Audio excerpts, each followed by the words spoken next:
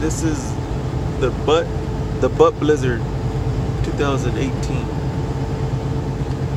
Some people call it the Butte, Montana blizzard. Holy shit. Excuse me. Yeah, so it's pretty bad out here. Actually, it's worse in Canada.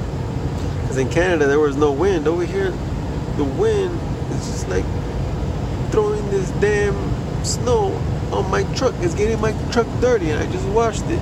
I washed it with rain. And now it's gonna get all... It's like, I don't know what the hell's going on. I passed the snow, I passed the mud, I go into the rain, I get a natural truck wash, and then some more snow. Oh shit, come on.